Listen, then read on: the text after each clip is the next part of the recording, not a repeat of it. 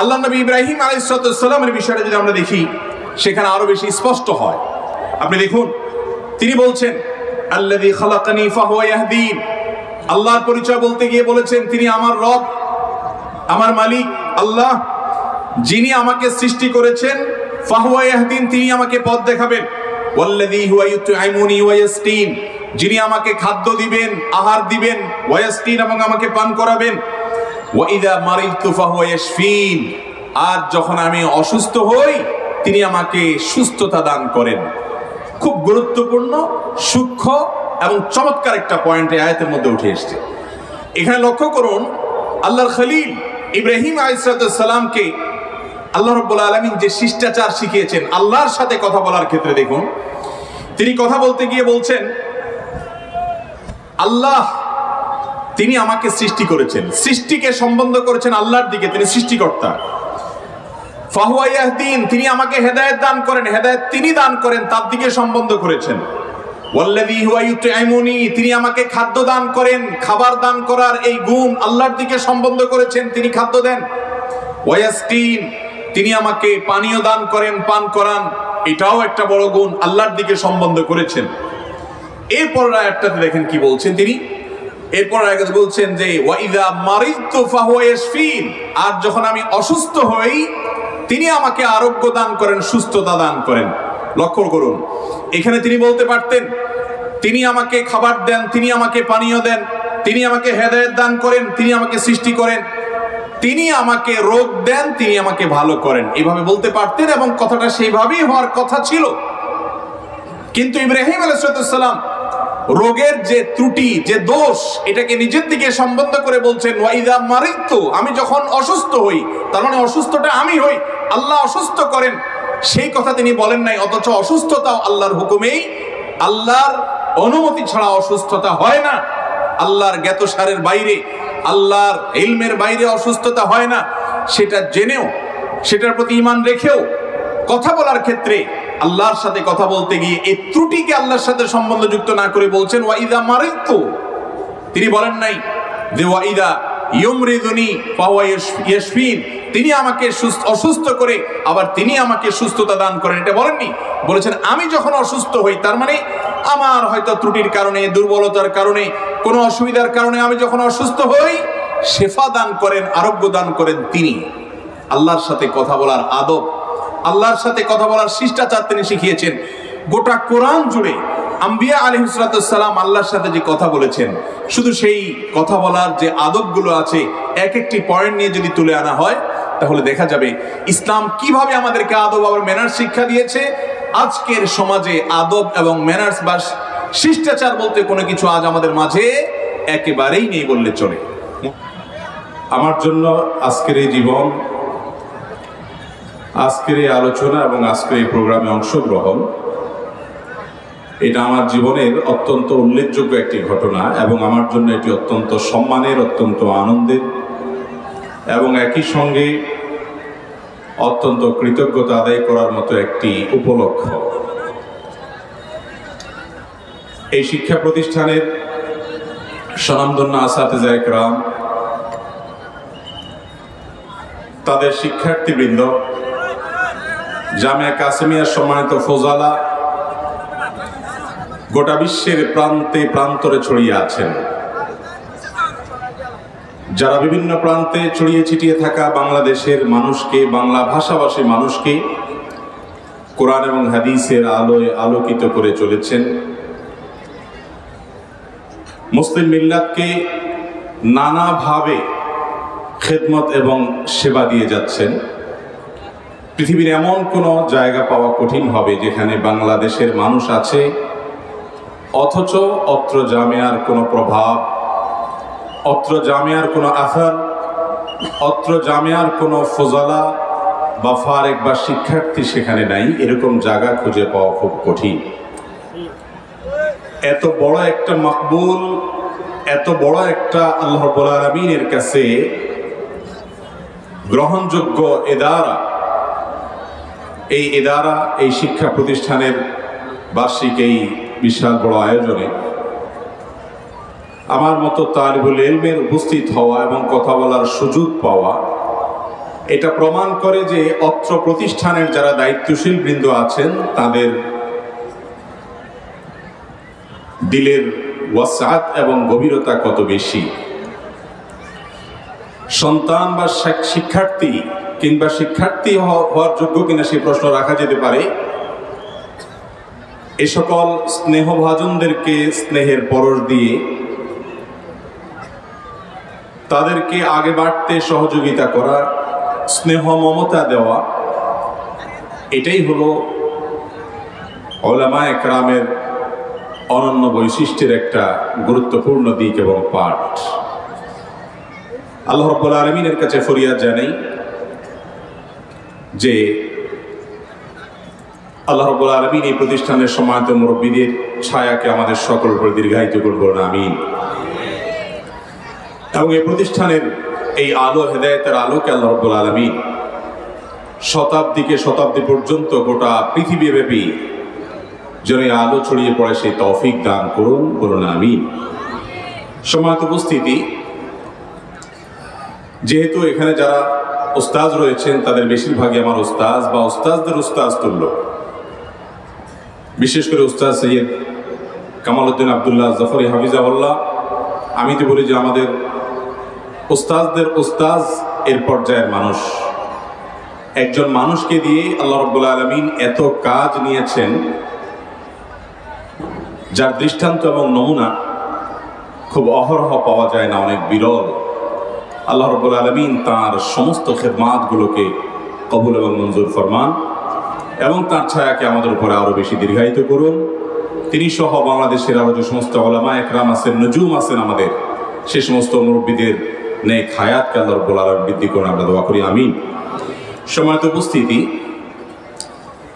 আমার আজকে আলোচনার বিষয়বস্তু হলো ইসলামী আদব এবং শিষ্টাচার।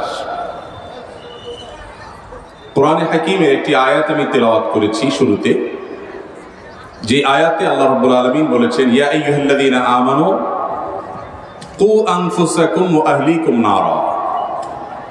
হে ঈমানদাররা, তোমরা নিজেদেরকে এবং তোমাদের পরিবারের লোকদেরকে জাহান্নামের আগুন থেকে বাঁচাও।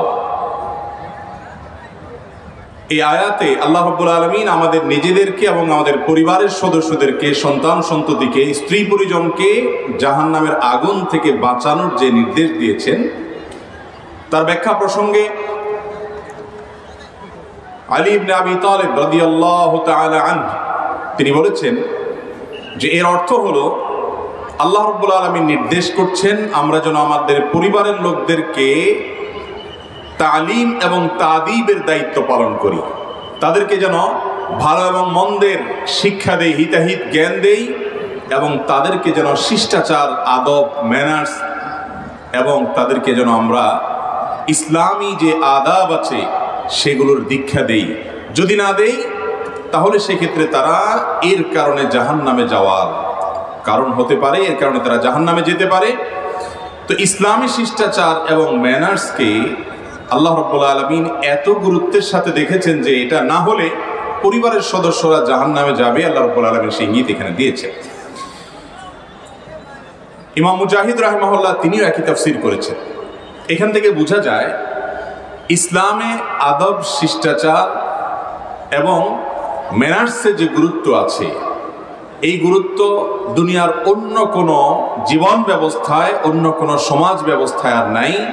আল্লাহ রাব্বুল আলামিন গোটা কোরআনে হাকিমে ইসলামী আদব সম্পর্কে এত দীর্ঘ আলোকপাত করেছেন, এত বিস্তারিত কথা বলেছেন। অনেক ক্ষেত্রে ইসলামের মৌলিক ইবাদত যেগুলো, সেগুলোর বিস্তারিত ব্যাখ্যা বিশ্লেষণ আল্লাহ রাব্বুল আলামিন কোরআনে এতটা করেননি। ইসলামী আদব এবং শিষ্টাচারের বিষয়গুলোকে যতটা খুলে খুলে পাঠ পাঠ করে আল্লাহ রাব্বুল আলামিন বলেছেন। আজ আমাদের সমাজে যে কয়েকটি বিষয়ের দুর্ভিক্ষ চলছে, অভাব চলছে, আকাল চলছে, তার মধ্যে থেকে একটা হলো আদব, শিষ্টাচার, ইসলামী ম্যানার্স, ভদ্রতা এবং ইসলামী নিয়ম কানুনের তোয়াক্কা আমাদের মধ্যে একেবারেই নাই।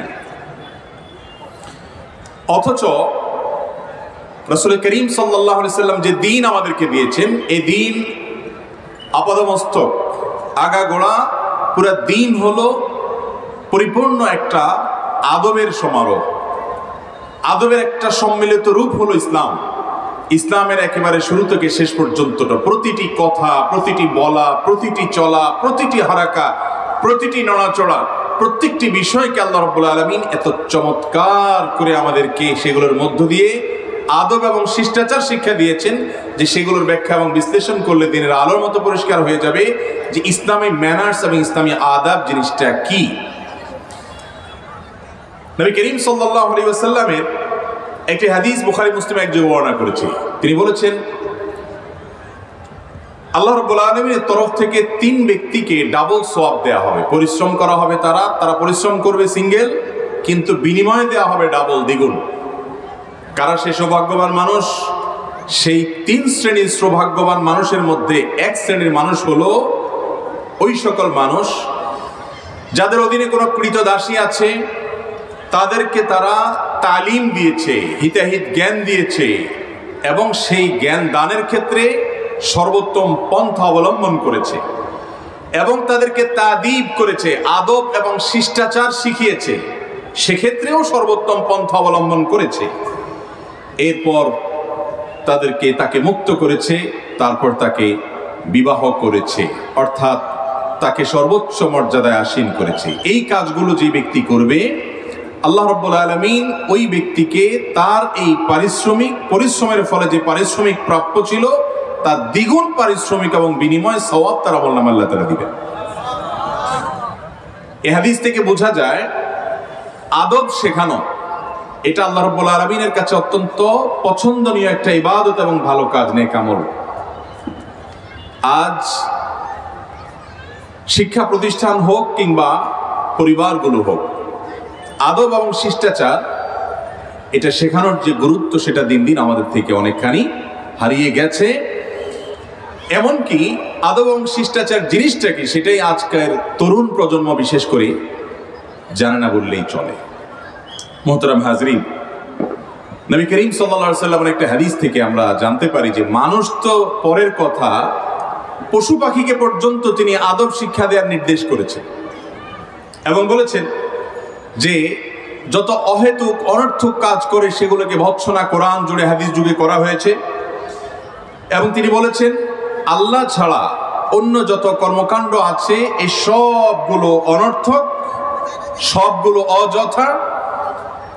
যে কাজে আল্লাহর জিকির আছে, আল্লাহর স্মরণ আছে, আল্লাহর উল্লেখ আছে, সেই কাজ শুধুমাত্র কল্যাণকর, আর বাকি সব অযথা।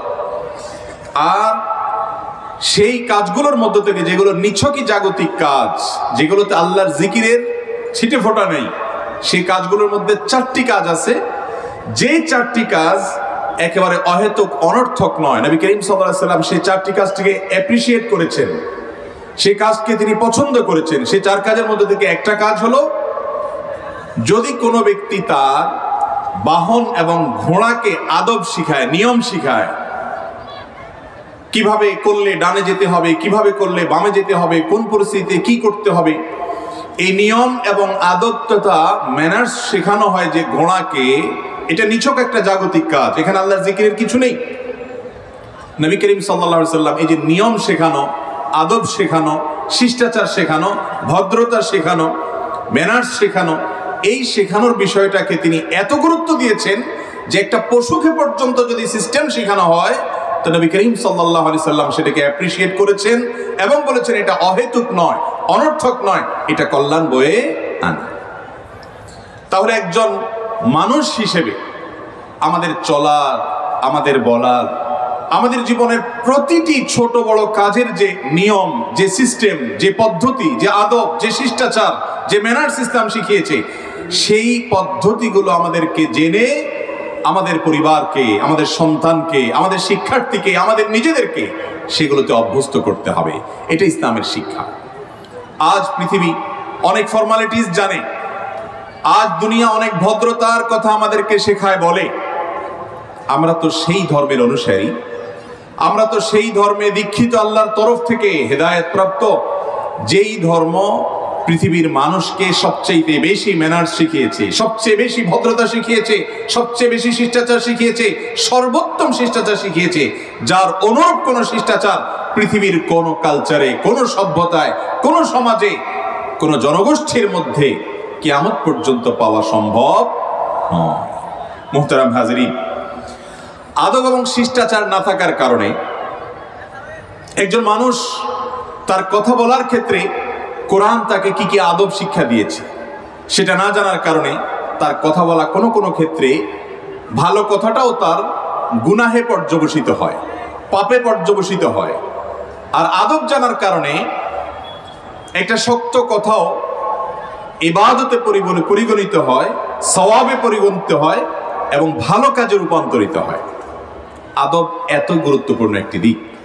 নবী করিম সাল্লাল্লাহু আলাইহি ওয়াসাল্লাম তার গোটা জীবনকে যদি অ্যানালাইসিস করা হয়, দেখা যাবে প্রতিটি মুহূর্তে তিনি সাহাবীদেরকে তথা আমাদেরকে কিয়ামত পর্যন্ত আগত সমস্ত মুসলমানদেরকে তিনি অক্ষরে অক্ষরে পদে পদে আদব এবং শিষ্টাচার শিখিয়েছেন। আজ আবারও বলছি, বারবার বলছি, আমাদের সমাজ থেকে আদব এবং শিষ্টাচার বলতে যে বিষয়টা ছিল, মুসলমানদের সবচেয়ে বড় গৌরবের যে ধনগুলো ছিল, সম্পদগুলো ছিল, সেগুলোর একটি ইতোমধ্যে হারিয়ে গেছে প্রায়। শিষ্টাচার বলতে কোনো কিছু আমাদের মাঝে আজ নাই। মুহতারাম হাজিরিন, আল্লাহ রাব্বুল আলামিন গোটা কোরআন জুড়ে কি পরিমাণ আদবের শিক্ষা দিয়েছেন, শুধু সে বিষয়ে কথা বলতে গেলে কয়েক ঘন্টা আয়াত শুধু শোনানো যাবে। আমরা সংক্ষেপে আল্লাহ রাব্বুল আলামিন তার প্রতি বান্দা হিসাবে আমাদের শিষ্টাচার এবং আদব কি হবে সে বিষয়ে যে শিক্ষা দিয়েছেন, সে বিষয়ে ইমাম ইবনে তাইমিয়া রাহিমাহুল্লাহ তিনি বলেছেন, আমরা যে 5 ওয়াক্ত সালাত আদায় করি, এই সালাতের মধ্যে আল্লাহ রাব্বুল আলামিনের প্রতি আমরা কিভাবে আদব দেখাচ্ছি। আল্লাহ রাব্বুল আলামিনের পক্ষ থেকে আমাদের জন্য নির্দেশনা, নবী করিম সাল্লাল্লাহু আলাইহি ওয়াসাল্লামের হাদিসে রয়েছে, নামাজি ব্যক্তি, সালাত আদায়কারী ব্যক্তি সালাত আদায় করার সময় আকাশের দিকে তাকাবে না, নিষেধ। কেন তাকাবে না? কারণ আল্লাহ রাব্বুল আলামিনের দরবারে যখন মানুষ দাঁড়াবে, সালাত যেহেতু মুনাজাত মা আল্লাহ বা আল্লাহর সাথে কথোপকথন, এজন্য আল্লাহর সামনে দাঁড়িয়ে সে অবনত মস্তকে থাকবে, তার দৃষ্টিকে অবনত রাখবে, দৃষ্টিকে উপরে তুলবে না। একজন প্রজা তার রাজার সামনে, একজন অধীনস্থ তার মালিকের সামনে, একজন সন্তান তার বাবার সামনে, একজন জুনিয়র তার সিনিয়রের সামনে যত বেশি দৃষ্টিকে অবনত করে রাখবে, তত বেশি তার ভদ্রতা, তার শিষ্টাচার, তার আদব, তার উন্নত আখলাকের প্রমাণ বহন করবে। আর এই জন্য আল্লাহর সাথে আদব, আল্লাহর সাথে শিষ্টাচার শেখানো হয়েছে সালাতে অবনত দৃষ্টির মাধ্যমে। দৃষ্টি উপরে তুলতে হাদিসে এই জন্য নিষেধ করা হয়েছে। ইমাম ইবনে তাইমিয়া রাহিমাহুল্লাহ মাদারিজুস সালিকিনের মধ্যে আরো লিখেছেন, সালাতের মধ্যে আমরা যে রুকু করি এবং সিজদা করি, এই রুকু সিজদাতে কোরআনে কারীমের তেলাওয়াত করা যাবে নাকি যাবে না? হাদিসে নবী করিম সাল্লাল্লাহু আলাইহি ওয়াসাল্লাম নিষেধ করেছেন সিজদা কোরআনে কারীম তেলাওয়াত করা। কোরআনে কারীমের তেলাওয়াতের জায়গা সিজদা না। কেন করা যাবে না? এই সম্পর্কে ইবনে তাইমিয়া রাহিমাহুল্লাহ বলেছেন যে এটা হলো আদব মা আল্লাহর অংশ, আল্লাহর প্রতি আদব, আল্লাহর প্রতি শিষ্টাচার প্রদর্শনের অংশ। কিভাবে সেটা তিনি ব্যাখ্যা করেছেন যে মানুষ যখন রুকুতে যায়, মানুষ যখন সিজদায় যায়, তখন আহকামুল হাকিমিন রব্বুল আলামিনের সামনে নিজের পুরো অস্তিত্বকে সে অবনত করে দেয়, তুচ্ছ হয়ে যায়, নিজের দীনতা, হীনতা, তুচ্ছতার স্বীকৃতিতে সে দেয় এবং প্রকাশ্যে ঘটায়। নিজের এই অবনত অবস্থায় তার মুখে আল্লাহর যে কালাম, আল্লাহর যে কোরআন, এটা যদি তেলাওয়াত হয় তাহলে সেটা আল্লাহর প্রতি আদব এবং শিষ্টাচারের সাথে যায় না। কারণ বান্দা অবনত মস্তকে আছে, তার এই তুচ্ছতা প্রকাশের এই সময়টাতে সে আল্লাহর পবিত্রতা বর্ণনা করবে, বড়ত্ব বর্ণনা করবে, সেগুলো ভিন্ন বিষয়, কিন্তু আল্লাহর কালামের যে শান, এই শানটা এই অবস্থায় যদি তেলাওয়াত করা হয় সেই শানের সঙ্গে যায় না। আল্লাহর প্রতি শিষ্টাচারের অংশ হিসেবে আল্লাহ রাব্বুল আলামিন এই সিস্টেম রেখেছেন। আল্লাহু আ'লাম। মুহতারাম হাজিরিন, একইভাবে সালাতের মধ্যে আমরা যখন দাঁড়াই, আমরা ডান হাত বাম হাতের উপরে রেখে আমরা হাতটা বাঁধি। আল্লাহ রাব্বুল আলামিনের সামনে দাঁড়িয়ে আমরা যখন ডান হাতকে বাম হাতের উপর রেখে দাঁড়াই, তখন আল্লাহর প্রতি আদব, আল্লাহর প্রতি বান্দা হিসেবে, স্রষ্টার প্রতি সৃষ্টি হিসেবে সর্বোচ্চ সম্মান প্রদর্শনের চেষ্টা আমরা করি, এর মধ্য দিয়ে আল্লাহর প্রতি আদব প্রদর্শিত হয়। একইভাবে আপনি যখন সালাতে দাঁড়ান, কোরআনে কারীমে আল্লাহ রাব্বুল আলামিন বিভিন্ন জায়গায় আমাদেরকে সালাতে স্থির থাকতে বলেছেন। ওয়াল্লাযীনা হুম আলা সালাতিহিম দাঈমুন। এই দাঈমুনের দুটি ব্যাখ্যা আছে। একটা তো হলো নিয়মিত সালাত আদায় করা, কমন ব্যাখ্যা। আরেকটি ব্যাখ্যা হলো যারা তাদের সালাতে নামাজে তারা স্থির থাকে, নড়াচড়া করে না। যে ব্যক্তির সালাতের মধ্যে তিনি যত কম নড়াচড়া করেন, যত বেশি স্থির থাকেন, তিনি আল্লাহ রাব্বুল আলামিনের প্রতি তত বেশি আদব এবং সম্মান প্রদর্শন করলেন, শিষ্টাচার দেখালেন, আদব দেখালেন। এই যে আল্লাহর সামনে দাঁড়িয়ে ইবাদতে সালাতে আপনাকে স্থির থাকতে বলা হচ্ছে, এটা হলো আদব মা আল্লাহ বা আল্লাহর প্রতি সম্মান প্রদর্শন। ঠিক একইভাবে আল্লাহ রাব্বুল আলামিন আমাদেরকে তার প্রতি আদবের যে শিক্ষা দিয়েছেন, সেই শিক্ষার অংশ হিসেবে নবী করিম সাল্লাল্লাহু আলাইহি সাল্লাম বলেছেন, আমরা যখন মল ত্যাগ করতে, আমরা যখন বাথরুমে প্রবেশ করব, সেটা বাথরুমে হোক কিংবা বাইরে হোক, পেশাব বা পায়খানা করার সময় কেবলামুখী হয়ে বা কেবলাকে পিঠ দিয়ে বসা হাদিসে সুস্পষ্ট নিষেধ। কেন নিষেধ? এই নিষেধাজ্ঞার একটি বড় কারণ এটি যে এটা আদব মা আল্লাহ, আল্লাহর প্রতি আদব দেখানো।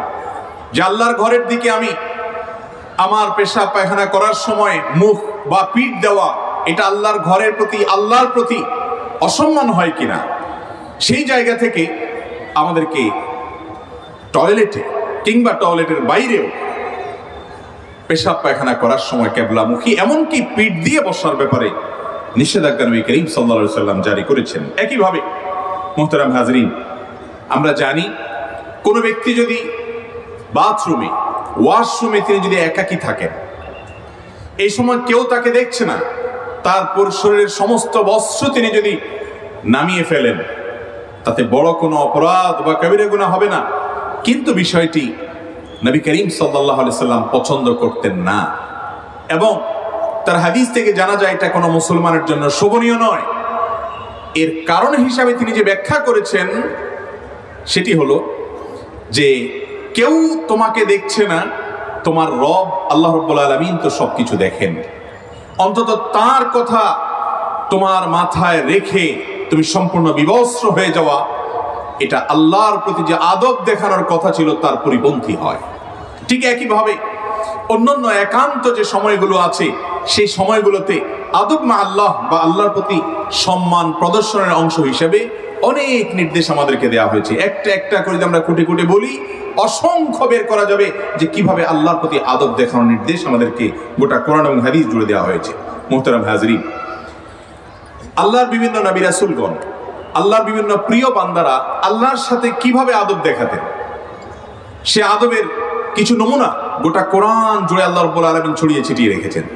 যেমন আল্লাহ নবী ঈসা আলাইহিস সালাতু ওয়াস সালাম, তার সম্পর্কে আল্লাহ রাব্বুল আলামিন বলেছেন, খ্রিস্টানরা যখন ঈসা আলাইহিস সালামকে ইলাহ বানিয়ে, তাকে পূজনীয় বানিয়ে তার পুজো করে শিরকে লিপ্ত হয়েছে, কিয়ামতের দিন আল্লাহ রাব্বুল আলামিন খ্রিস্টানদেরকে মুখোমুখি করবেন আল্লাহ নবী ঈসা আলাইহিস সালামের, এবং তাকে বলবেন, আ আনতা কুলতা লিন-নাস ইত্তাখিযু ওয়া উম্মি ইলাহাইন। হে ঈসা, আপনি কি এদেরকে বলেছেন যে আপনাকে আর আপনার মাকে মাবুদ বানানো হোক? আপনি কি এমন কোন নির্দেশ করেছেন, বা তুমি কি এরকম কিছু বলেছো? আল্লাহ রাব্বুল আলামিন যখন ঈসা আলাইহিস সালামকে নির্দেশ করবেন, জবাবটা শুনুন, ইন্টারেস্টিং। ঈসা আলাইহিস সালাম জবাবে কি বলবেন সেটা আল্লাহ তাআলা কোরআনে উল্লেখ করেছেন। তিনি জবাবে বলবেন, ইন কুনতু কুলতু ফাকাদ আলিমতা। আল্লাহ, আমি যদি বলতাম তাদেরকে, তাহলে আপনি অবশ্যই জানতেন, কারণ তা'লামু মা ফি নাফসি, আপনার কাছে তো কোনো কিছু অপ্রকাশিত থাকে না, আমার মনে কি আছে সেটাও আপনি জানেন। ওয়ালা আ'লামু মা ফি নাফসি, আপনার মনে কি আছে সেটা তো আমি জানি না। ইন্নাকা আনতা আল্লামুল গুয়ুব মা কুলতু লাহুম ইল্লা মা আমারতানি বি। আল্লাহ, আপনি যা নির্দেশ করেছেন, তাওহীদের নির্দেশ করেছেন, সেটাই আমি তাদেরকে নির্দেশ করেছি, শিরক করতে আমি বলিনি। আনি আবুদুল্লাহ রাব্বি ওয়া রাব্বাকুম, আমি তাদেরকে নির্দেশ করেছি তোমাদের রব আমার রব, আল্লাহ তার ইবাদত করো। এই যে আয়াত, এই আয়াত সম্পর্কে মুফাসসিরিন ইকরামের অনেকেই লিখেছেন, আল্লাহ জিজ্ঞাসা করেছেন ঈসা আলাইহিস সালামকে, আনতা কুলতা লিন্নাস, আপনি কি মানুষদেরকে বলেছেন আপনাকে এবং আপনার মাকে মাবুদ বানাতে? ঈসা আলাইহিস সালাম তো সরল উত্তর দিতে পারতেন, লা ইয়া রাব্বি কাল্লা লা, কখনো নয় আল্লাহ, আমি কখনো বলিনি। এটা না বলে আল্লাহ নবী ঈসা আলাইহিস সালাম বলছেন যে আল্লাহ, আমি যদি বলতাম আপনি তো অবশ্যই জানতেন, আপনি তো সবকিছু জানেন, আপনার কাছে কিছু লুকানোর মতো সুযোগ নেই। আপনি আমাকে যা নির্দেশ করেছেন আমি সে নির্দেশ করেছি, তাওহীদের নির্দেশ করেছি। এখানে কিন্তু তিনি সরাসরি ডিনাই করে, অল্প কথায় জবাব না দিয়ে অনেক কথার অবতারণা করেছেন। কেন? আদব মা আল্লাহ, আল্লাহর প্রতি শিষ্টাচার, আল্লাহর প্রতি সম্মান প্রদর্শন, আল্লাহর প্রতি আদব, এটা দেখাতে গিয়ে ঈসা আলাইহিস সালাম এত কথার অবতারণা করেছেন যে কিভাবে আল্লাহর সাথে কথা বলতে হয়। যদি তিনি বলতেন যে না আমি বলি নাই, কখনো বলে নাই আল্লাহ, আমি বলতে পারি না এরকম কথা, তাহলে সেটা সৃষ্টি হিসাবে স্রষ্টার সাথে কথা বলার যে ম্যানার্স, সৃষ্টি হিসাবে স্রষ্টার সাথে কথা বলার যে পদ্ধতি, যে আদব, সেটা পরিপূর্ণভাবে প্রতিফলিত হতো না। সেজন্য তিনি অত্যন্ত বিনয়ের সাথে অনেক ব্যাখ্যা বিশ্লেষণ দিয়ে তিনি যে বলেননি সেই কথাটাকে বুঝিয়েছেন। এটা হলো আদব মা আল্লাহ বা আল্লাহর সাথে সম্মান দেখানোর অংশ হিসেবে। আল্লাহ নবী ইব্রাহিম আলাইহিস সালামের বিষয়টা যদি আমরা দেখি, সেখানে আরো বেশি স্পষ্ট হয়। আপনি দেখুন, তিনি বলছেন আল্লাযী খালাকানি ফাহুয়া ইয়াহদিন, আল্লাহর পরিচয় বলতে গিয়ে বলেছেন তিনি আমার রব, আমার মালিক আল্লাহ, যিনি আমাকে সৃষ্টি করেছেন। ফাহুয়া ইয়াহদিন, তিনি আমাকে পথ দেখাবেন। ওয়াল্লাযী হুয়া ইউতআইমুনি ওয়া ইয়াসকিন, যিনি আমাকে খাদ্য দিবেন, আহার দিবেন, ওয়া ইয়াসকিন, এবং আমাকে পান করাবেন। ওয়া ইযা মারিদতু ফাহুয়া ইয়াশফিন, আর যখন আমি অসুস্থ হই তিনি আমাকে সুস্থতা দান করেন। খুব গুরুত্বপূর্ণ, সূক্ষ্ম এবং চমৎকার একটা পয়েন্ট এই আয়াতের মধ্যে উঠে এসেছে।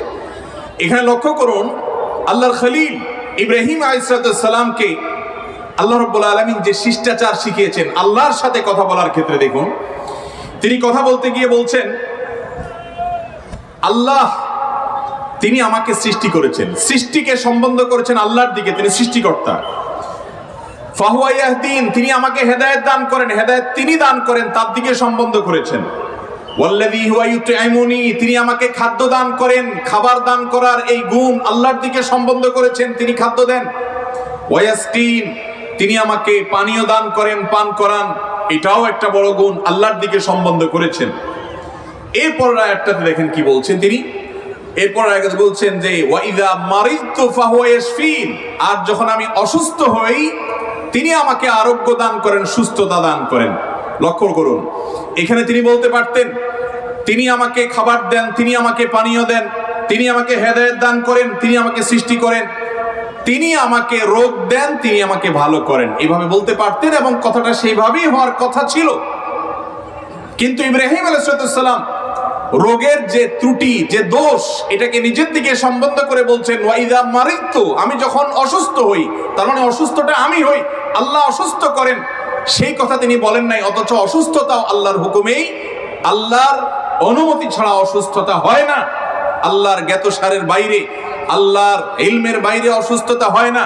সেটা জেনেও, সেটার প্রতি ঈমান রেখেও কথা বলার ক্ষেত্রে আল্লাহর সাথে কথা বলতে গিয়ে এই ত্রুটিকে আল্লাহর সাথে সম্বন্ধযুক্ত না করে বলছেন ওয়া ইযা মারিদতু, তিনি বলেন নাই যে ওয়া ইযা ইউমরিদুনি ফাহুয়া ইয়াশফিন, তিনি আমাকে অসুস্থ করে আবার তিনি আমাকে সুস্থতা দান করেন, এটা বলেননি। বলেছেন আমি যখন অসুস্থ হই, তার মানে আমার হয়তো ত্রুটির কারণে, দুর্বলতার কারণে, কোনো অসুবিধার কারণে আমি যখন অসুস্থ হই, শেফা দান করেন, আরোগ্য দান করেন তিনি। আল্লাহর সাথে কথা বলার আদব, আল্লাহর সাথে কথা বলার শিষ্টাচার তিনি শিখিয়েছেন। গোটা কোরআন জুড়ে আম্বিয়া আলাইহিস সালাম আল্লাহর সাথে যে কথা বলেছেন, শুধু সেই কথা বলার যে আদবগুলো আছে, এক একটি পয়েন্ট নিয়ে যদি তুলে আনা হয়, তাহলে দেখা যাবে ইসলাম কিভাবে আমাদেরকে আদব আর ম্যানার্স শিক্ষা দিয়েছে। আজকের সমাজে আদব এবং ম্যানার্স বা শিষ্টাচার বলতে কোনো কিছু আজ আমাদের মাঝে একেবারেই নেই বললে চলে।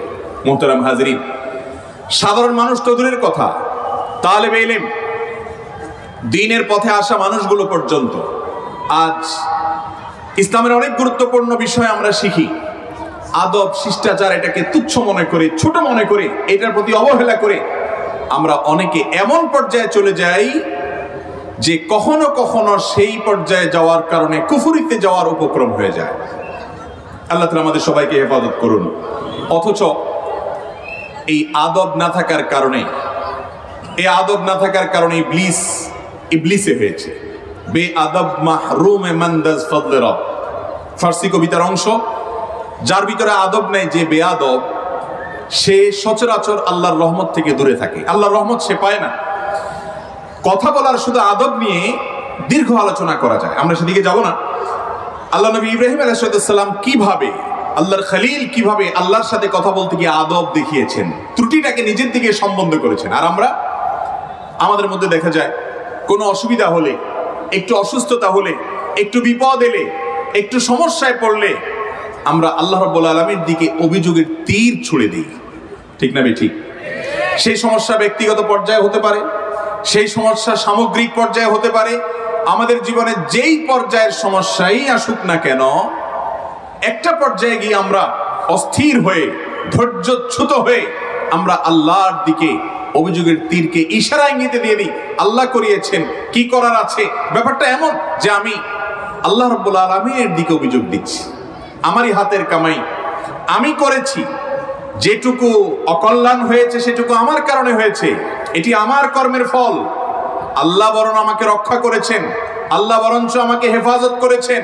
আমার কর্মের ফল আরো ক্ষতিকর হতে পারত, আরো বড় হতে পারত। এটা হলো আদব মা আল্লাহ। এটাই নবীগণ শিক্ষা দিয়েছেন, গোটা কোরআন সে শিক্ষা দিয়েছে যে আল্লাহর প্রতি আদব দেখানো। আমার সব শেষ হয়ে গেল, সব দিক থেকে আমার ধ্বংস হয়ে গেল, অনেক ক্ষতি হয়ে গেল, কোনোভাবেই ক্ষতি পোষাতে পারছি না, কোনোভাবেই দাঁড়াতে পারছি না। একের পর এক আঘাত আসছে, একের পর এক আক্রমণ আসছে, একের পর এক জুলুম আসছে, কোনোভাবে আমি সোজা হয়ে দাঁড়াতে পারছি না। দোষ কার? আমার। ত্রুটি আমার? কোনো না কোনো ত্রুটি নয়, বহু ত্রুটি আমার আছে। আমি আপদমস্তক ত্রুটির একটা ডিব্বা। আমি নিজেকে শাসন করব, নিজেকে ভৎসনা করব, নিজের দোষ অনুসন্ধান করে খুঁজে বের করব, এবং এর মাঝেও যে কিছু নেয়ামত দিয়ে রব আমাকে বাঁচিয়ে রেখেছেন সেজন্য শুকরিয়া জানাবো রব্বুল আলামিনের কাছে। এটা হলো আদব মা আল্লাহ, আল্লাহ তাআলার প্রতি আদব। মুহতারাম হাজরিন, একইভাবে আমরা দেখি খিজির আলাইহিস সালামের কথা। কোরআনে কারিমে আল্লাহ রাব্বুল আলামিন তার সম্পর্কে আলোচনা করেছেন, অত্যন্ত চমৎকার, কিভাবে আল্লাহর সাথে কথা বলতে হয়। একজন ঈমানদার যিনি আল্লাহকে স্রষ্টা হিসাবে স্বীকৃতি দিয়েছেন, তার অন্তঃস্থল থেকে বিশ্বাস করেছেন, সে তার স্রষ্টার সাথে তার আচরণ কেমন হবে, কথা কেমন হবে, স্রষ্টার প্রতি তার নিবেদন কিভাবে হবে, সম্বোধন কিভাবে হবে, তার শিক্ষা গোটা কোরআনের লাইনে লাইনে আল্লাহ তাআলা দিয়েছেন। আজ কোরআন এবং হাদিসের ইলম অর্জন করেও আদব নাই, শিষ্টাচার নাই, বেয়াদবি আমরা করি, আলেমদের সাথে করি, তালেব ইলমের সাথে করি, সমচিন্তার মানুষের সাথে করি, ভিন্ন চিন্তার মানুষের সাথে করি, মুসলমানের সাথে করি, অমুসলমানের সাথে করি, মুরব্বীদের সাথে করি, এবং বন্ধুদের সাথে করি, জুনিয়রদের সাথে করি। সর্বত্র বেয়াদবির এক মহা ছড়াছড়ি চলছে। আমি যদি কিছু এক্সাম্পল শেষের দিকে দিতে পারি, হয়তো পরিষ্কার হবে যে কিভাবে আমরা বেয়াদবির এক মহোৎসবের মধ্যে আছি। 5 ওয়াক্ত সালাত আদায়কারী ব্যক্তি, ইসলামকে নিজের শরীরে ধারণ করার চেষ্টা করেন এমন ব্যক্তি, কিন্তু আদব নেই, শিষ্টাচার নেই, ম্যানার্স নেই, ইসলাম যে আদব শিখিয়েছে সেগুলোর ধারে কাছেও নেই। মুহতারাম হাজরিন, আল্লাহ নবী খিজির আলাইহিস সালাম, তার সম্পর্কে সূরা কাহফে বিস্তারিত বিবরণ এসেছে, আমরা জানি। তিনি একটা পর্যায়ে বলেছেন, যখন মুসা আলাইহিস সালাম তাকে বারবার প্রেয়ার করে তার বিভিন্ন রহস্যময় কর্মের ব্যাখ্যা জানতে চেয়েছেন, তিনি একটা পর্যায়ে এসে বলেছেন, ওয়ামা ফাআলতুহু আন আমরি, আমি যা করেছি এটা আমার নিজের নির্দেশে করিনি, আমি নিজে থেকে করিনি। তাহলে কি জন্য করেছেন? আল্লাহ রাব্বুল আলামিন হিকমা এবং রহস্য রেখেছেন এই কাজগুলোর মাঝে, সেজন্য আমি করেছি, সেটা তিনি বোঝাতে চেয়েছেন। তিনি একটা পর্যায়ে এসে বলেছেন, ফাআরাদতু আন আইবাহা, ওই যে নৌকার ঘটনা, যে তিনি মুসা আলাইহিস সালামকে সাথে নিয়ে নৌকা পার হচ্ছিলেন, নৌকাটাকে একটু ভেঙে দিলেন, ত্রুটি যুক্ত করে দিলেন। মুসা আলাইহিস সালাম ধরে বসলেন, একটা ভালো নৌকা আমাদেরকে পার করে দিল বেচারা, আর আপনি ভেঙে দিলেন, কেন করলেন? তিনি জবাবে বলেছেন যে এই নৌকাকে আমি ভেঙেছি এই জন্য যে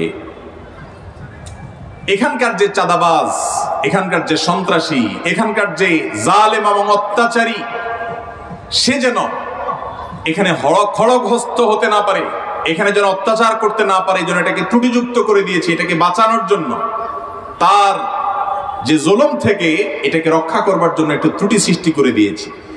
ফাআরাদতু আন আইবাহা, এই বাক্যটা খেয়াল করার মতো। আল্লাহর সাথে কথা, আল্লাহর দিকে সম্বন্ধ করার ক্ষেত্রে কতটা সাবধান হচ্ছেন।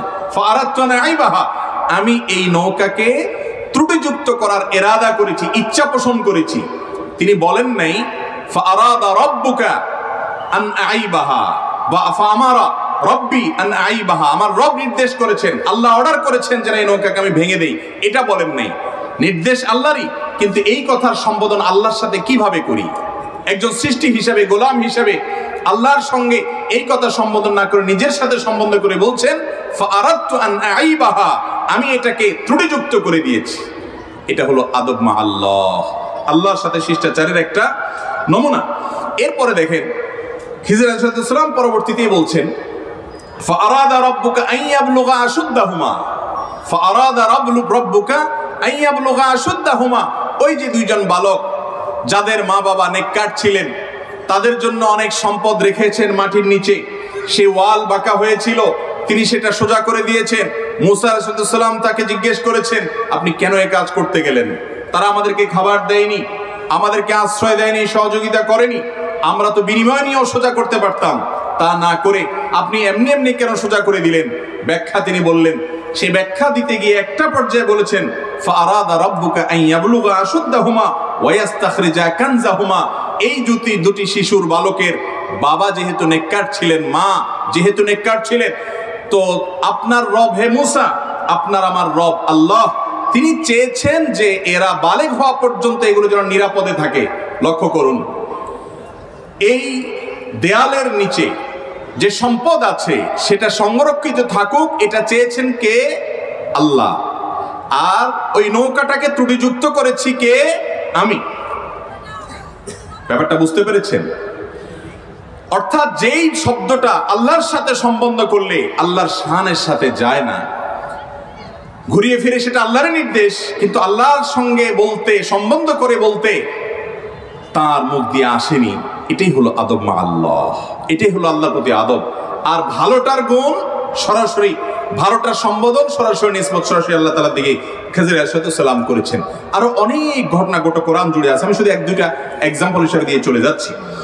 এইভাবে জিনদের ব্যাপারে আল্লাহ রাব্বুল আলামিন কোরআনে কারীমে বলেছেন তারা কিভাবে আল্লাহর সাথে ম্যানার দেখেছেন। ইউসুফ আলাইহিস সালাম সম্পর্কে আল্লাহ তাআলা সূরা ইউসুফে বলেছেন যে তিনি কি বলেছেন, তার ভাষা খেয়াল করেন, তিনি বলেছেন মিন বাদি আন নাযাগা শাইতানু বাইনি ওয়া বাইনা ইখওয়াতি, আমার আর আমার ভাইদের মাঝে যে সমস্যা তৈরি করেছে এটা শয়তান করেছে, শয়তানের দিকে সম্বন্ধ করেছেন।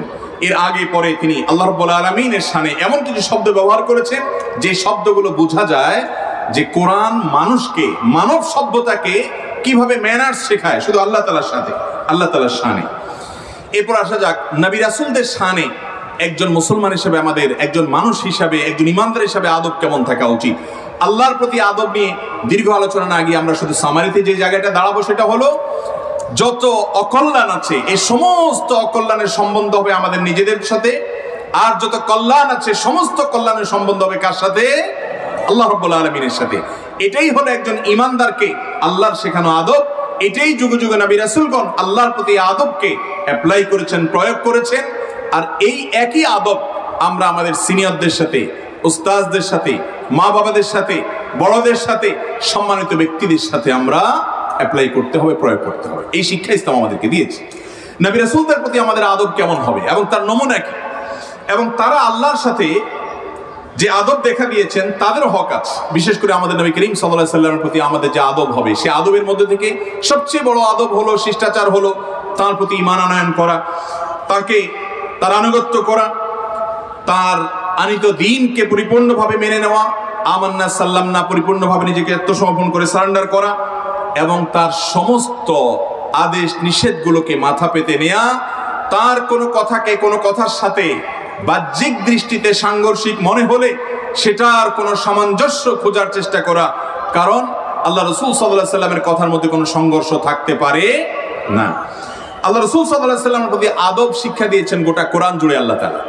আমরা অনেকে জানি যে কোরআনে আল্লাহ রাব্বুল আলামিন রাসূল সাল্লাল্লাহু আলাইহি ওয়াসাল্লামের সাথে কিভাবে কথা বলতে হবে, তার সামনে কিভাবে চলতে হবে, তার সামনে কিভাবে বলতে হবে, কিভাবে উঠা বসা করতে হবে, কিভাবে নড়াচড়া করতে হবে, এসব বিষয় বিশদ বিবরণ আল্লাহ তাআলা দিয়েছেন। অথচ গোটা কোরআন জুড়ে ৫ ওয়াক্ত সালাতের কথা যদি আপনি দেখেন, সালাতের বিস্তারিত বিবরণ আপনি খুঁজে পাবেন না।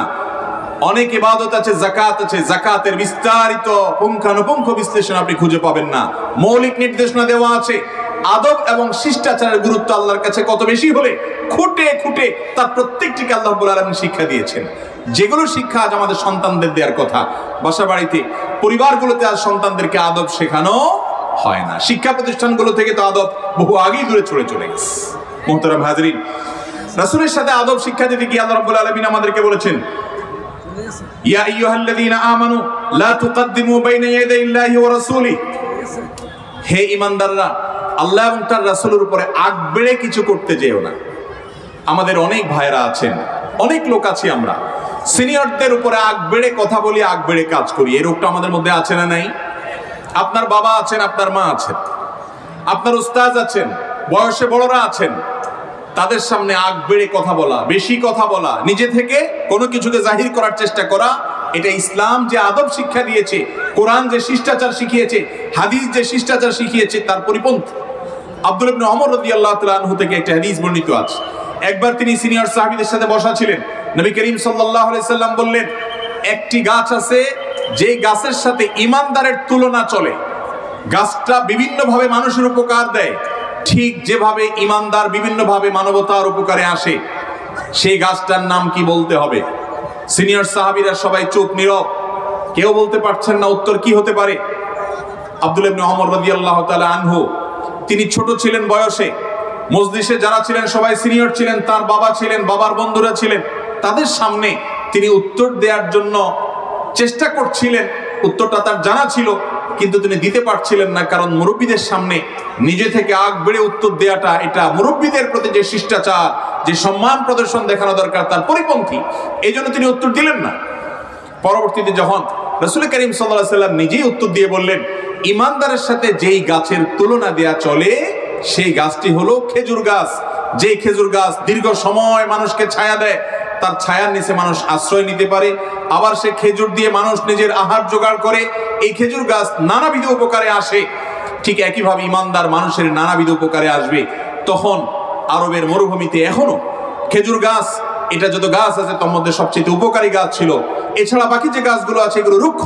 তো নবী করিম সাল্লাল্লাহু আলাইহি সাল্লামের এই যে হাদিস, এই হাদিস থেকে বোঝা গেল আব্দুল্লাহ ইবনে ওমর রাদিয়াল্লাহু তাআলা আনহুর মতো মানুষ, এত সিনিয়র, এত বড় একজন আলেম, যিনি অন্যান্য সিনিয়র সাহাবীদের সামনে একটা উত্তর জানার পরেও বলছেন না, নবীজি সাল্লাল্লাহু আলাইহি সাল্লামের কাছে উত্তর বলে তিনি বাহবা নিতে পারতেন, বাহবা কুড়াতে পারতেন, সেটা কুড়াননি।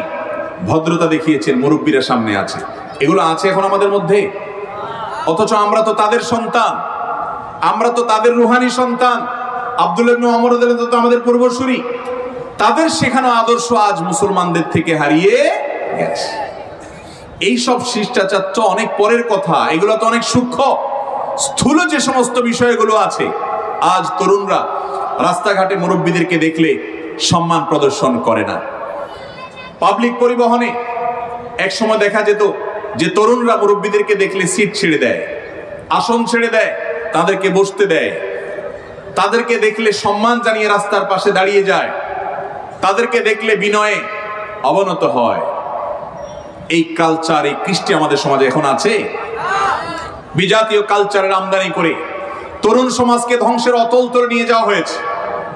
গোটা সমাজকে এমন এক উদ্ভট কালচার দিয়ে ভরে ফেলা হয়েছে যে আমাদের তরুণরা আজ ভদ্রতার ম্যানার্স বলতে যে জিনিস, সেটা আজ তারা ভুলে গেছে। অথচ ইসলাম আমাদেরকে এত চমৎকার ম্যানার্স শিখিয়েছে। দেখুন, আল্লাহ এবং তার রাসূল সাল্লাল্লাহু আলাইহি ওয়াসাল্লামের সামনে আগ বেড়ে কথা বলা যাবে না, সিনিয়রদের সামনে আগ বেড়ে কথা বলা যাবে না, ভদ্রতা প্রদর্শন করতে হবে, শিষ্টাচার দেখাতে হবে।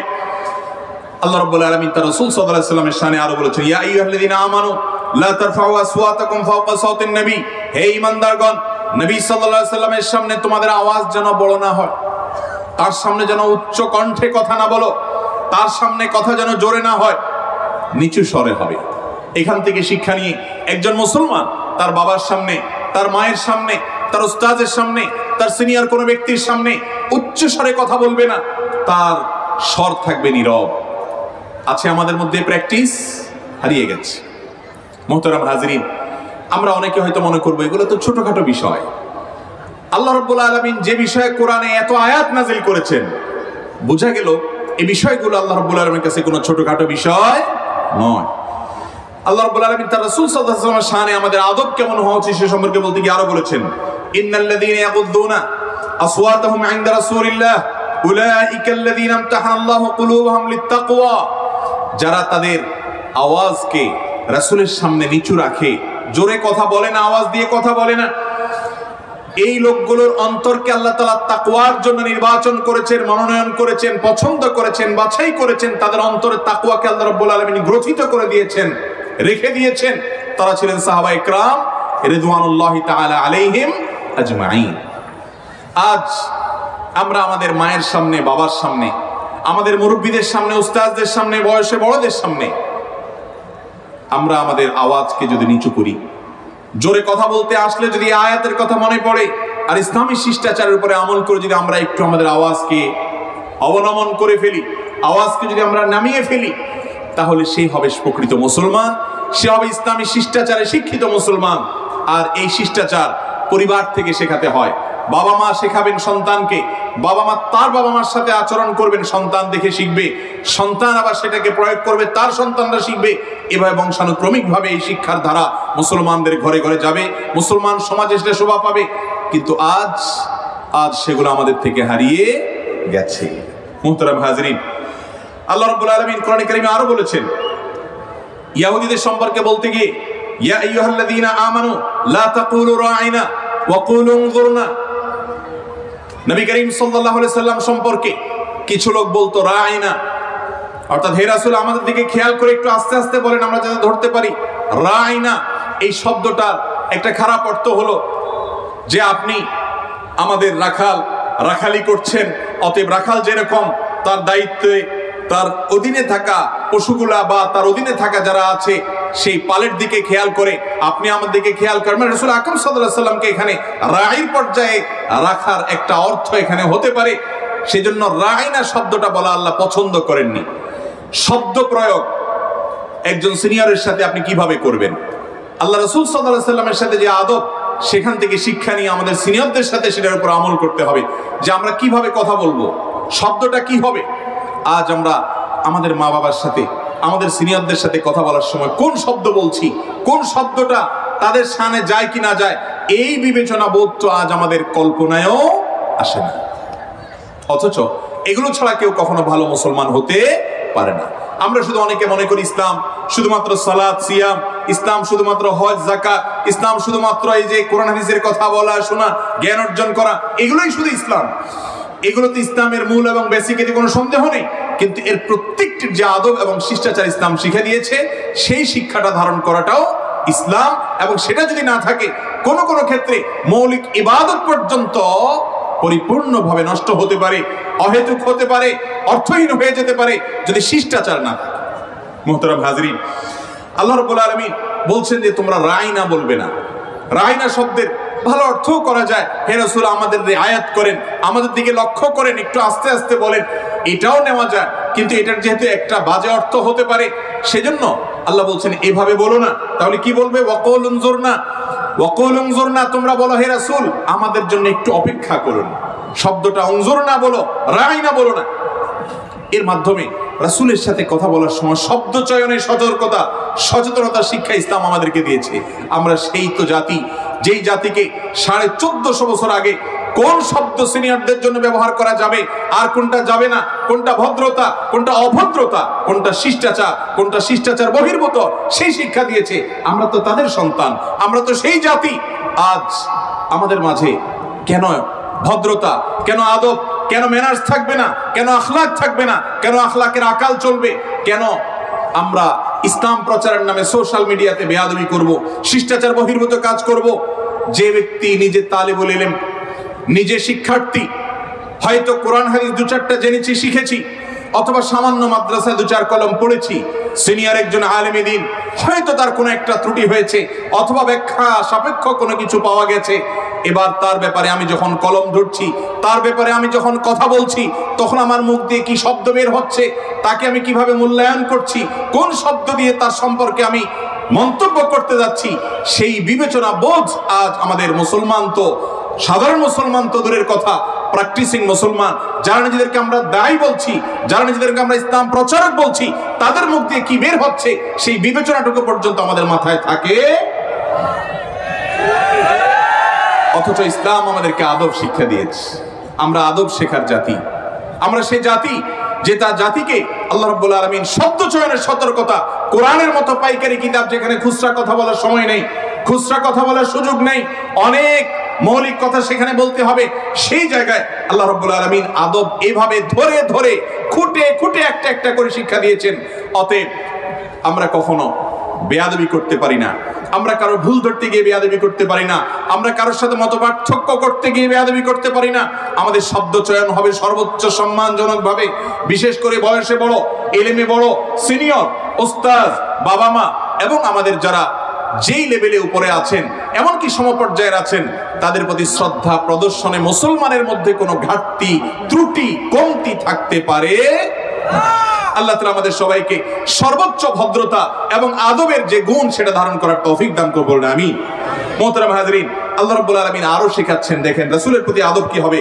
লা তাজআলু দুআ আর-রাসূলি বাইনাকুম কাদুআই বা'দিকুম বা'দা, তোমরা একে অন্যকে যেরকম নাম ধরে ডেকে ফেলো, ডাকো, রাসূলকে সেভাবে ডাকবে না। রাসূলকে ডাকতে গিয়ে হে আল্লাহর রাসূল বলে ডাকবে, হে আল্লাহর নবী বলে ডাকবে, সম্মানজনক ভাবে ডাকবে, নাম ধরে ডাকবে না। আজ আপনি দেখুন 1450 বছর পরে আজকের সমাজ নাম ধরে ডাকাকে আমরা, বাবাকে জেনে তেন বাবার ডাকাকে আমরা সভ্য এবং ভদ্র পরিবারগুলোতে দূষণীয় মনে করি, যদিও সেগুলো উঠে যাচ্ছে, কিন্তু 1450 বছর আগের সেই বাস্তবতায় চলে যান, তখন আল্লাহ রাব্বুল আলামিন শিষ্টাচার শিক্ষাচ্ছেন মুসলমানকে যে খবরদার রাসূলকে অন্যদের মতো ডাকা যাবে না। তাহলে বোঝা গেল নিজের বাবাকে ডাকার সময় দোস্তদের মতো করে, অন্যদের মতো করে ডাকা যাবে, নিজের মাকে ডাকার সময় অন্যদের মতো করে ডাকা যাবে। সে ডাকের মধ্যে থাকতে হবে শ্রদ্ধা মাখা, সে ডাকের মধ্যে থাকতে হবে মায়া মাখা, সেই ডাকের মধ্যে থাকতে হবে আনুগত্য, সেই ডাকের মধ্যে থাকতে হবে ভালোবাসা, সেই ডাকের মধ্যে থাকতে হবে আন্তরিকতা, সেই ডাকের মধ্যে থাকতে হবে বিনয়। যদি না থাকে তাহলে আপনি হয়তো নামাজ কালাম পড়েন, আপনার হয়তো দাড়ি টুপি আছে, আপনি হয়তো কোরআন হাদিসও জানেন, আপনি হয়তো আলেমও, কিন্তু আপনি কখনো ভালো মুসলমান না। ভাইরা আমার, কিয়ামতের ময়দানে মিজানের পাল্লা সবচেয়ে ভারী যে আমলটা তোলা হবে তিরমিজির হাদিস অনুযায়ী, সে আমল কোনটা? মানুষের সুন্দর আচরণ, মানুষের সুন্দর। আজ মুসলমানদের মধ্যে আমাদের আখলাক এবং সুন্দর আচরণের আকাল চলছে, দুর্ভিক্ষ চলছে। আমাদের কাছে অনেক কিছু আছে কিন্তু এটা নাই, যার কারণে আমরা পিছিয়ে আছি। আল আদাবুল মুফরাদ ইমাম বুখারী রাহিমাহুল্লাহ রচিত এক কালজয়ী গ্রন্থ, এটার একজন অন্যতম শ্রেষ্ঠ ব্যাখ্যাতা ইমাম ইয়ামানি রাহিমাহুল্লাহ, তিনি তার ভূমিকায় লিখেছেন, এই কিতাবের যে ব্যাখ্যা গ্রন্থ লিখেছেন তার ভূমিকায় তিনি লিখেছেন, আজ মুসলমান যত কারণে পিছিয়ে আছে, আমরা যত কারণে আজ আমরা অপমানিত, লাঞ্ছিত, বঞ্চিত, নানা দিক থেকে নিগৃহীত, সেই কারণগুলো যদি অ্যানালাইসিস করা হয় তার মধ্যে একটা কারণ, এটাও মৌলিক কারণ, যা আমাদের মধ্যে আজ ইসলামের সে আদব শিষ্টাচার হারিয়ে গেছে, যার কারণে আমরা পিছিয়ে আছি। মুহতারাম হাজিরিন, আল্লাহ রাব্বুল আলামিন রাসূল আকরাম সাল্লাল্লাহু আলাইহি ওয়াসাল্লামের আদব আমাদেরকে শিক্ষা দিয়েছেন গোটা কোরআন জুড়ে। আমরা সেই আদব এবং শিষ্টাচার আমাদের মধ্যে ধারণ করার চেষ্টা করব, সেখান থেকে শিক্ষা নিয়ে অন্যদের সাথে আমরা আদব এবং শিষ্টাচার দেখাবো। এবারে আসা যাক তৃতীয় পর্যায়ের শিষ্টাচার। আমরা আল্লাহর সাথে আদব কেমন হবে সেটা বলেছি, রাসূল সাল্লাল্লাহু আলাইহি ওয়াসাল্লামের সাথে আদব কেমন হবে সেটা বলেছি, এবং এই আদবগুলোর মধ্য দিয়ে আমাদেরকে মূলত আমাদের জীবনের প্রতিটি পদে পদে, প্রতিটি মোড়ে মোড়ে, প্রতিটি ছোট বড় কাজে কিভাবে শিষ্টাচার এটা খেয়াল করে চলতে হবে সে শিক্ষা আমাদেরকে দিয়েছে ইসলাম। চেষ্টা করবো তো ইনশাআল্লাহ। আল্লাহ তাআলা আমাদের সবাইকে পরিপূর্ণ আদব ধারণ করার তৌফিক দান করুন। মুহতারাম হাজরিন, তৃতীয় প্রকার হলো অন্য সবার সাথে শিষ্টাচার, সবার সাথে শিষ্টাচার। আমি বিস্তারিত বলবো না, সময় কম, সংক্ষেপে বলি। দেখুন, ইসলাম অন্যদের তো বটেই, আপনার নিজের প্রতি নিজের আদব এবং শিষ্টাচার কি হবে, আপনি কিভাবে চলবেন সে শিক্ষা দিয়েছে। কোরআনে কারীমে আল্লাহ রাব্বুল আলামিন সূরা লুকমানে বলেছেন, আপনি যখন হাঁটবেন সে হাঁটা সম্পর্কে আল্লাহ বলেছেন ওয়াকসিদ ফি মাশিক, তোমার চলার ক্ষেত্রে মধ্যম পন্থা অবলম্বন করো। খুব তাড়াহুড়া করে হাঁটবে না, আবার খুব বেশি ধীরে ধীরেও হাঁটবে না, হাঁটবে মধ্যম গতিতে। আপনার আওয়াজ কেমন হবে কথার, সেটা বলতে গিয়ে আল্লাহ বলেছেন যে খুব কর্কশ বিকট আওয়াজ যেন না হয়, আবার একেবারে মিনমিনানি আওয়াজও হবে না, মধ্যম পন্থা অবলম্বন করতে হবে। সে শিক্ষা আল্লাহ রাব্বুল আলামিন দিয়েছেন। আদব দেখুন, কিভাবে কথা বলবো, কিভাবে চলবো, সে শিক্ষা আল্লাহ তাআলা দিচ্ছেন। একইভাবে আল্লাহ রাব্বুল আলামিন অন্যদের সাথে আমাদের আদব কি হবে সে সম্পর্কে শিক্ষা দিয়েছেন। মা বাবার সাথে কি আদব হবে, তাদের সাথে যখন কথা হবে ফালা তাকুল্লাহুমা উফ ওয়ালা তানহারহুমা, আল্লাহ আদব শিক্ষা দিচ্ছেন। মা বাবার সাথে কিভাবে আদব রক্ষা করতে হবে, রেয়ায়েত করতে হবে। আল্লাহ রাব্বুল আলামিন মা বাবার সম্পর্কে যত আদবের কথা বলেছেন সেগুলো দীর্ঘ কয়েক ঘন্টা আলোচনা করার বিষয়, আমরা সেদিকে যাব না। এরপরে আসি শত্রুর সাথে কেমন আদব হবে, সে শিক্ষাও নবী করিম সাল্লাল্লাহু আলাইহি সাল্লাম দিয়েছেন। বলে শত্রুর সাথে আমাদের আচার আচরণে আবার কিসের আদব? আদব অনেক আছে, তোমাদের একটা বলি। নবী করিম সাল্লাল্লাহু আলাইহি সাল্লামের একটা হাদিস আছে, আহবিব হাবিবাকা হাওনাম্মা আসা আন ইয়াকুনা বাগীদাকা ইয়াওমাম্মা, তুমি তোমার বন্ধু যাকে ভালোবাসবে তাকে ভালোবাসলে কিছু হাতে রেখে ভালোবাসিও, সব উজাড় করে দিয়ে ভালোবেসে ফেলো না। কিছু লোক আছে কাউকে ভালোবাসলে এত উজাড় করে ভালোবাসে যে ভালোবাসতে বাসতে লাগামহীন হয়ে গিয়ে একটা পর্যায়ে এমন সব কথাবার্তা তার কাছে বলে ফেলে, আসা ইয়াকুনা বাগীদাকা ইয়াওমাম্মা, সে একদিন তোমার শত্রু হয়ে যাবে, তখন তোমার সব ভেতরের খবর সে জেনে যাবে, তুমি আক্ষেপ করবে হায় সব বলে দিলাম। এই জন্য বন্ধুতার মাত্রা জ্ঞান আল্লাহ তাআলা শিক্ষা দিয়েছেন। আদব, বন্ধুতার ক্ষেত্রে মাত্রা জ্ঞান কি থাকবে। একইভাবে শত্রুতার কথা বলতে গিয়েও বলেছেন ওয়া আবগিদ বাগীদাকা হাওনাম্মা, তোমার যার সাথে শত্রুতা আছে, মনোমালিন্য আছে, দূরত্ব আছে, মনে কষ্ট আছে, তার সাথে শত্রুতা করলেও একেবারে মাজায় গামছা বেঁধে লেগে যেও না, বরং হাতে রেখে বলো, পরিমিত ভাবে করো, পরিমিতি জ্ঞান রেখো। কারণ আসা আন ইয়াকুনা হাবিবাকা ইয়াওমাম্মা, কারণ সে একদিন তোমার কি হয়ে যাবে, বন্ধু হয়ে যাবে। তখন তোমার কাছে খারাপ লাগবে যদি অনেক বেশি তার প্রতি রূঢ় এবং রুষ্ট আচরণ করে থাকে। এই যে একটা বিষয়, বন্ধুর সাথে কিভাবে বন্ধুতা করবেন, তার নীতি কি হবে, তার নিয়ম কি হবে, তার সিস্টেম কি হবে, তার মাপ কি হবে। শত্রুর সাথে শত্রুতা করবেন সেক্ষেত্রেও মাপ কি হবে, আল্লাহ রাব্বুল আলামিন সেই শিক্ষা আমাদেরকে দিয়েছেন। ঠিক একইভাবে একজন ভিন্ন পথের মানুষ, এই পয়েন্টটা আমাদের সবচেয়ে বেশি জানা দরকার। এই পয়েন্টটার উপরেই অন্তত ঘন্টাখানেক আলোচনা হওয়া দরকার। যার সাথে আপনার ভিন্ন মত আছে, কোন একটা মাসআলাতে, একাধিক মাসআলাতে, কোন হাদিসের ব্যাখ্যাতে, কোন আয়াতের ব্যাখ্যাতে, ইসলামের কোন একটা কনসেপ্ট বিষয়ে আপনার সাথে কারোর ভিন্ন মত আছে, আপনি তার সাথে কেমন আচরণ করবেন? এই বিরোধিতাটার ক্ষেত্রে আদব কি হবে, বিরোধিতার ক্ষেত্রে ম্যানার্স কি হবে, নিয়ম কি হবে, সিস্টেম কি হবে, সেই শিক্ষাও কোরআন এবং হাদিস আমাদেরকে দিয়েছে। আল্লাহ রাব্বুল আলামিন কোরআনে কারীমে বিশদ বিবরণ দিয়েছে, ফাইযাল্লাযী বাইনাকা ওয়া বাইনাহু আদাওয়া কান্নাহু ওয়ালিয়্যুন হামীম, যার সাথে তোমার শত্রুতা আছে এমন ভাবে চলো যেন তোমার সাথে তার অন্তরঙ্গ দোস্তি আছে, বন্ধুতা আছে। তোমার বাহ্যিক ভদ্রতায়, তোমার বাহ্যিক আখলাকে যেন কোনো ত্রুটি না হয়, তোমার মধ্যে যেন ছোট লোকই কাজ না করে, তুমি যেন ছোট লোকের মতো কোনো আচরণ না করো। একজন মুসলিম কখনো নিচু আচরণ করতে পারে না।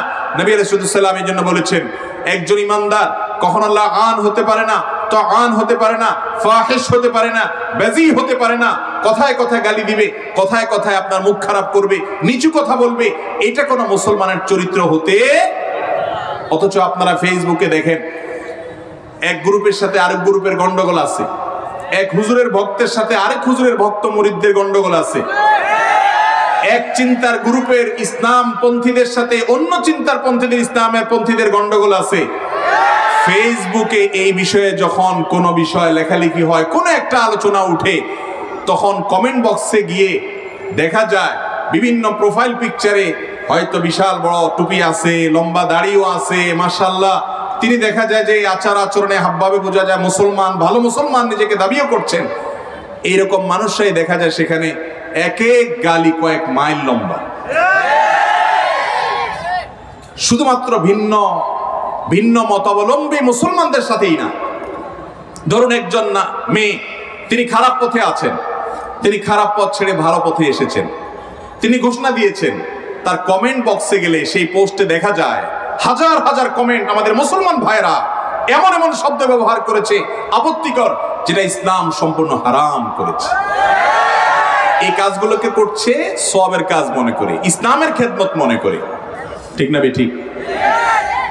এক গ্রুপ আরেক গ্রুপের গোষ্ঠী উদ্ধার করা, গালিগালাজ করা, বাজে ট্যাগ দেওয়া, খারাপ শব্দ ব্যবহার করা, আপত্তিকর মন্তব্য করা, ধারণাপ্রসূত মন্তব্য করা, অমুকের দালাল বলা, তমুকের দালাল বলা, এরকম হাজারো শব্দ মানে জর্জরিত করা, এই কাজগুলো আমরা নিয়মিত নামাজ পড়া মুসলমানদের অনেকে করছি।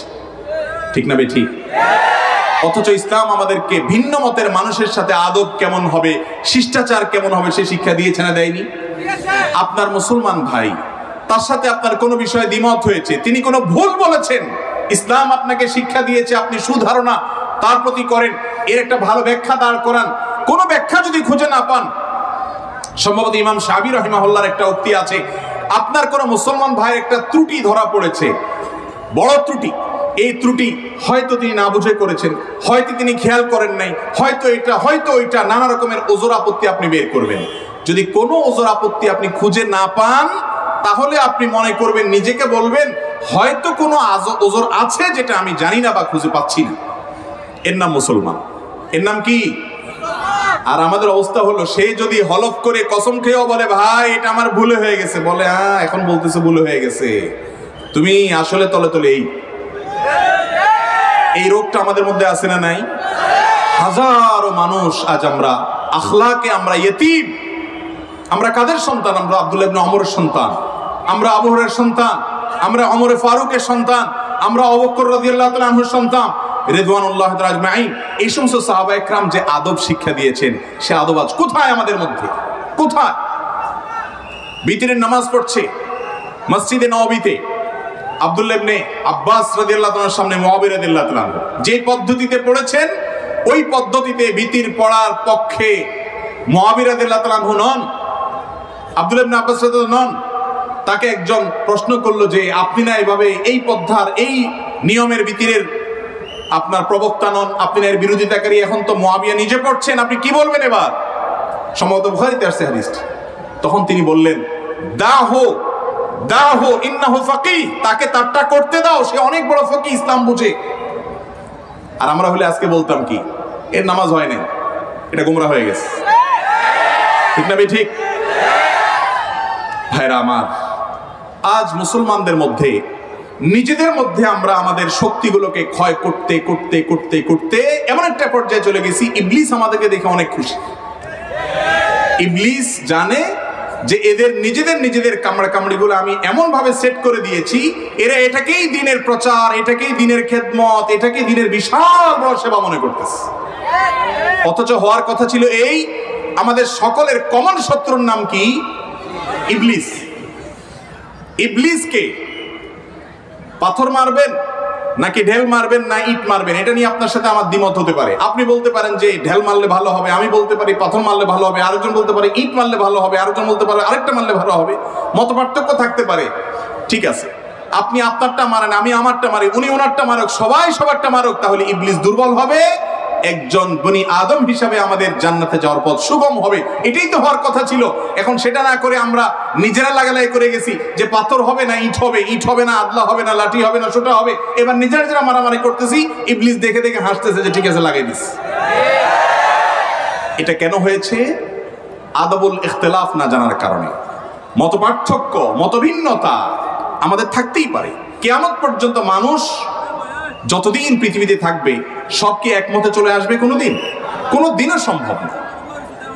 এই জন্য ডক্টর খন্দকার আব্দুল্লাহ জাহাঙ্গীর রহমাতুল্লাহ বলতেন, আমাদের নিজেদের পছন্দের মানুষ, নিজের ভালো লাগা মানুষ যারে ভালো লাগে, তার বেশরীয়তীয় কথা, উল্টাপাল্টা কথা, শিরকি কথা, বেদাতি কথা, ভুল কথা, এগুলোও যদি পাই, তো আমরা সেটাকে জোড়া তালি দিয়ে বিভিন্ন রকমের ঘষা মাজা করে ওইটাকে মোটামুটি একটা ভালো জিনিস দাঁড় করানোর চেষ্টা করি, ব্যাখ্যা দিই। আর যদি নিজের মতের বিরুদ্ধের কারোর ভালো কিছুও পাওয়া যায়, তো সেখানে খোটায় খোটায় গন্ধ আবিষ্কার করার চেষ্টা করি। একটা হাদিস আজ বড় অসহায় হয়ে গেছে মুসলমানদের সমাজে। নবী করিম সাল্লাল্লাহু আলাইহি সাল্লাম বলেছেন লা তাদাবারু, লা তাদাবারু, তোমরা মুসলমানরা একে অন্যের পেছনে লেগো না। আমরা এখন সবাই পিছেই লাগি। আল্লাহ নবী নিষেধ করেছেন লা তাদাবারু, পিছে লাগিও না, নিজেরটা নিজে করো, আরেকজনের পিছে লাগো না। আর ইবলিস আমাদেরকে সমস্ত শক্তি ক্ষয় করাচ্ছে শুধু একজনের পিছনে আরেকজনকে লাগিয়ে দিয়ে। এর কারণ আদবুল ইখতিলাফ আমরা জানি না। ইসলাম যে ইখতিলাফের আদব শিখিয়েছে, সাহাবীদের ভিতরে মত পার্থক্য ছিল নাকি ছিল না? সাহাবীদের মত পার্থক্য কি তাদেরকে মুসলমানের যে আখলাক সেটা থেকে নামিয়েছে? আল্লাহ তাআলা আমাদেরকে বুঝার তৌফিক দান করুন। মোহতারাম হাজরিন, এইভাবে ভিন্ন মতের মানুষের সাথে ইসলাম আদব শিক্ষা দিয়েছে, সেই আদব আমাদের থাকতে হবে। এর পাশাপাশি ওলামাদের সাথে আদব আছে, ওলামাদের আদব নিয়ে এটা নিয়েও দীর্ঘ আলোচনা করা দরকার, কিন্তু আমার হাতে খুব একটা সময় নেই। অনেক দীর্ঘ আলোচনার সাপেক্ষ বিষয় যে আলেমদের আদব। আজকাল দেখা যায় সাধারণ মানুষকে আলেমদের বিরুদ্ধে লেগে যায়। দু চারটা কোরআন হাদিস জানার পর বা মাসআলা মাসাইল শোনার পর বা একজন জুনিয়র আলেম সিনিয়র আলেমের বিরুদ্ধে, একজন কম বয়স্ক আলেম একজন সিনিয়র বয়স্ক আলেমের বিরুদ্ধে এমন শব্দে এমন ভাষায় তার সংশোধনের নামে তার চরিত্র হনন করেন, অপমান করেন এবং দৃষ্টিগত শ্রুতিকর শব্দগুলো ব্যবহার করেন যা কোনো মুসলমানের জন্য ইসলাম অনুমোদন করে না। মোহতারাম হাজিরিন, মানুষ তো বড়ের কথা, ভিন্ন মতের ভিন্ন পথের মুসলমান তো পরের কথা। ইসলাম স্বয়ং অমুসলমান কাফেরের সাথে পর্যন্ত আমাদেরকে ভদ্রতা দেখিয়ে কথা বলতে বলেছে না বলে নাই? একজন কাফের অমুসলিম তার সাথে পর্যন্ত আমাদের কথা বলার ক্ষেত্রে আদব আছে না নাই? কি আদব আছে? আল্লাহ তাআলা বলেছেন লা তাসুব্বুল্লাযীনা ইয়াদউনাল্লাহা বিগাইরি ইলম, যারা আল্লাহ ছাড়া অন্য কারোর ইবাদত করে, মুশরিক, তাদেরকে গালি দিও না। তাদের সাথে আমাদের আচরণ কেন হয় আদব শিক্ষা দিয়েছে ইসলাম, ঠিক না ঠিক?